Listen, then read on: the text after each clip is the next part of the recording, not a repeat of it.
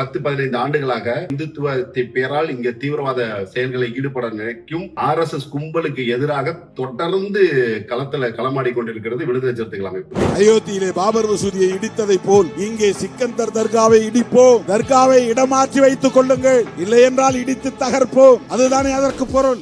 சிறுத்தைகள் இருக்கிற வரையில் அதற்கு ஒருபோதும் இங்கே இடம் கொடுக்க மாட்டோம். திருப்பரங்குன்றம் விஜய், வேலூர் விஜய் சொன்ன விஜய் அங்க வாயே திறக்கல. அப்ப அந்த விஜய் பின்னாடி எப்படி இல்ல எனக்கு திருமாவளவன் அவர்களை விட மிகப்பெரிய தலைவர் விஜய் தான் இப்படி போவாரு. ஏதோ மேடைக்கு பேசுகிறேன் என்று எண்ணாது.